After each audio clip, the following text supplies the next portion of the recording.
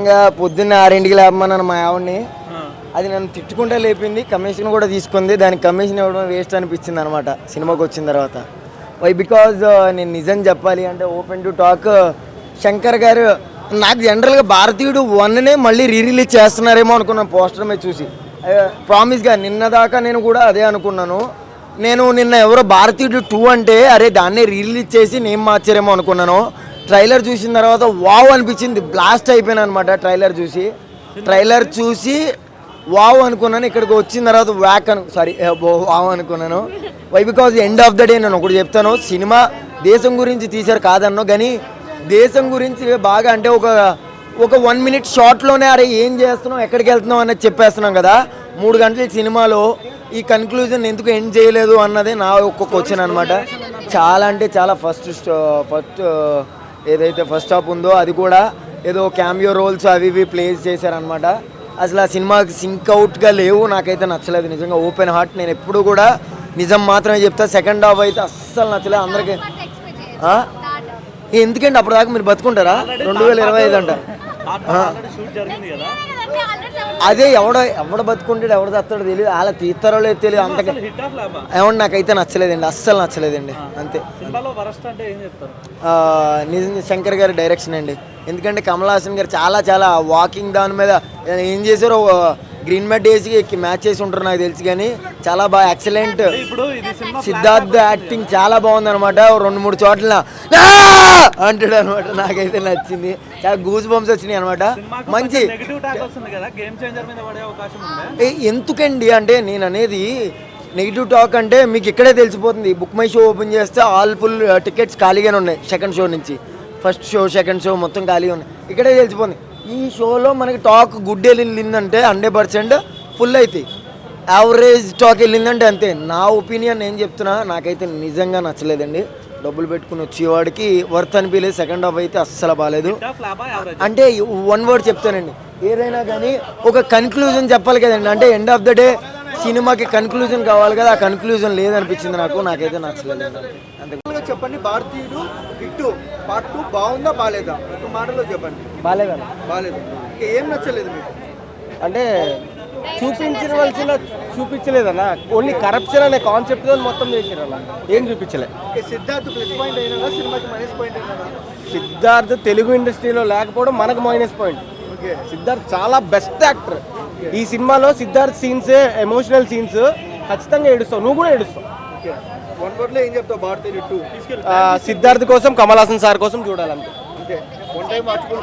One time Shankar sir కోసం అసలు చూడొద్దు మూవీ అయితే. ఎందుకంటే శంకర్ సార్ డైరెక్షనే కాదు ఇది. శంకర్ సార్ డైరెక్షన్ అంటే ఎక్స్పెక్టేషన్స్ ఉంటాయి ఎవరికైనా, అసలు కాదే కాదు, లేదు.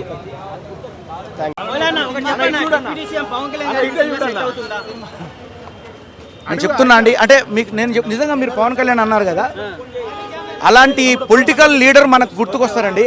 నాకు నిజంగా చెప్తున్నాను నేను, నాకు మళ్ళీ కమల్ హాసన్ గారిని చూస్తే పవన్ కళ్యాణ్ గారు గుర్తుకొచ్చారు. ఇది నిజం.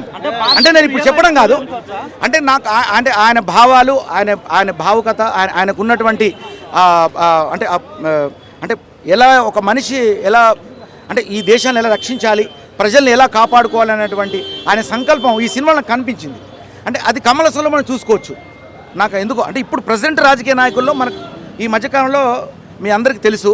సో ఇది సినిమా కాబట్టి, ఇది జీవితం కాదు కదా.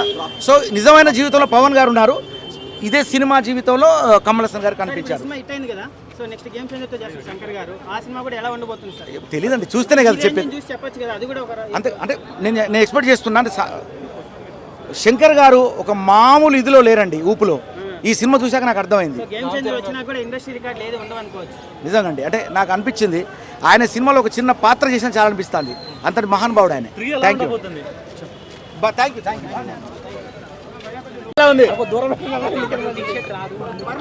సినిమా ఎలా ఉంది బ్రో?